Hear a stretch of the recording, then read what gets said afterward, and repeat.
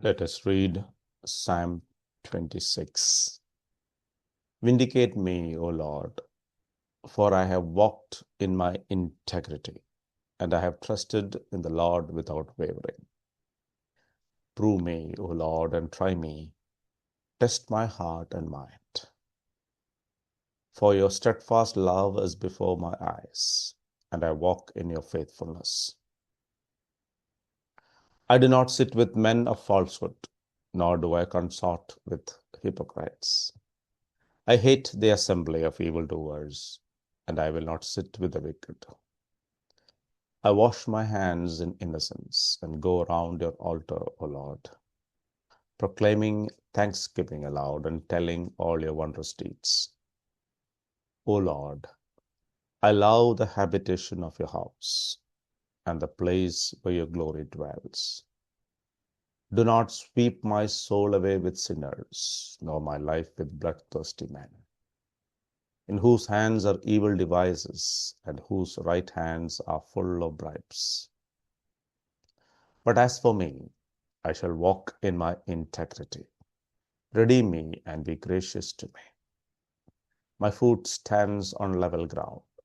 In the great assembly, I will bless the Lord. A few years ago, a well-known sculptor was asked how he carved such a lifelike image of a lion from a block of marble. He smiled and replied, I just remove everything that doesn't look like a lion. It was such a simple but revealing answer to what seemed a complex task. He could already see the shape of the lion in the marble. The real art was in taking away anything that didn't belong. As God's people, God does not want us to wear a mask of virtue or perform or become something that is alien to us. Rather, He wants to shape us, removing all that doesn't look like Christ in us. Such a life is one of integrity, marked by constant surrender.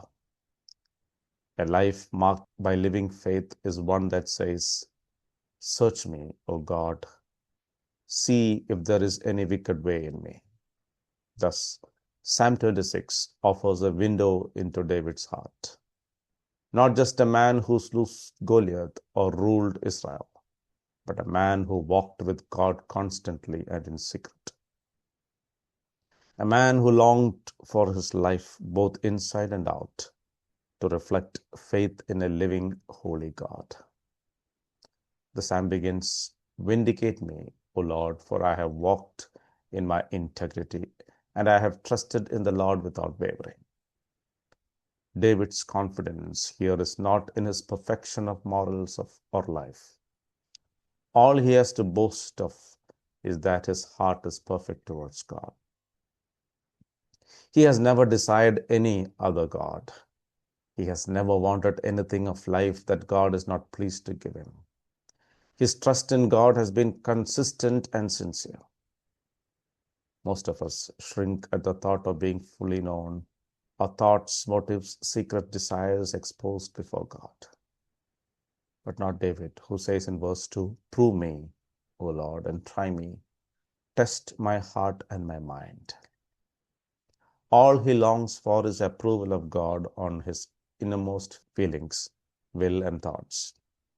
The heart is the seat of our desires and affections.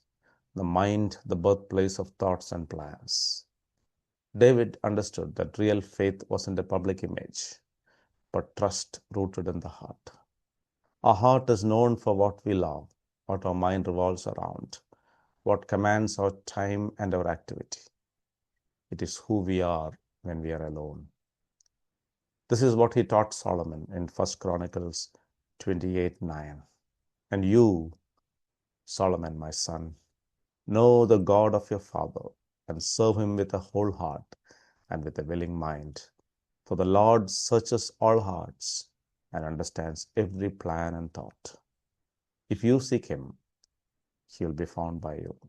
But if you forsake him, he will cast you off forever. In Revelation 2:23, the Lord reaffirms it. I am he who searches the mind and heart, and I will give to each of you according to your works.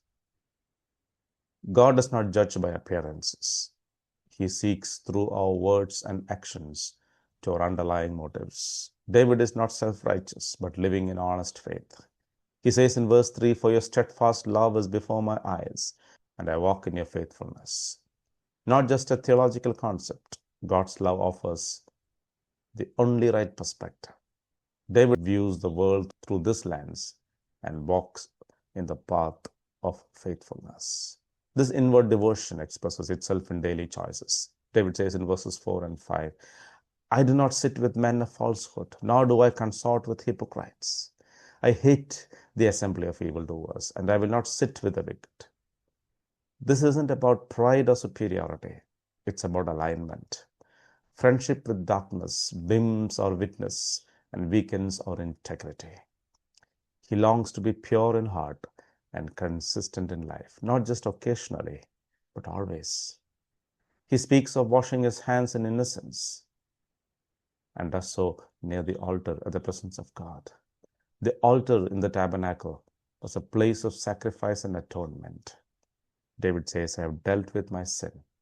I've come to the altar. I've sought God's cleansing." He understands that his integrity is not something he achieves by willpower, but something granted by grace.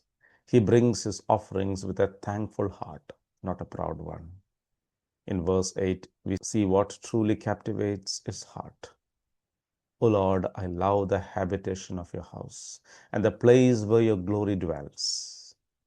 David's greatest delight is not in kingship or military victory or even personal purity.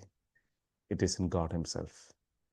His heart is drawn to the presence of God like iron to a magnet.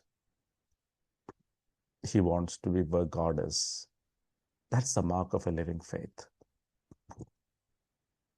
The psalm then moves to a place of fierce resolution. In verse 11, David declares, "As for me, I shall walk in my integrity. Redeem me and be gracious to me." This is a vital reminder. Integrity is not the product of self-effort alone. It is a fruit of dependence. David walked straight because he learned hard under God who redeems and sustains. He closes the psalm with confidence and praise. "My foot stands on level ground. In the great assembly, I will bless the Lord." David is secure in the Lord. What we see in the psalm is the portrait of a man whose inner life matches his outer one. His thoughts, desires, speech, and conduct all reflect a single-minded devotion to the Lord. This kind of life is rare. It takes courage to pray, "Search me, O God." It takes humility to say, "Try my heart and mind." It takes grace to live with integrity in a world that celebrates compromise. Let us have real faith, a faith that stands firm when the winds of temptations blow, a faith that clings to the cross when we stumble, a faith that is marked by repentance, gratitude, and joyful surrender. The invitation of this psalm is not to perfection, but to integrity, not to pride, but to dependence, not to performance, but to presence, to love the place where God dwells, to keep his steadfast love before our eyes, and to walk in his faithfulness. Let's be like David and say with confidence and humility, "As for me, I shall walk in my integrity. Redeem me and be gracious to me." Let us live lives marked by a deep personal and a transforming trust in God. Let us ask if our private thoughts align with my public words. Let us repeatedly offer our lives as a living sacrifice, daily returning to the altar, seeking God's mercy and thanking him for his grace. Let us constantly set his steadfast love before our eyes. Let us not settle for a hollow shell of religious performance. When we choose to believe God, our faith is alive, real, and radiant. The kind that stands firm on level ground, because it always believes in the unshakable grace of God. God bless.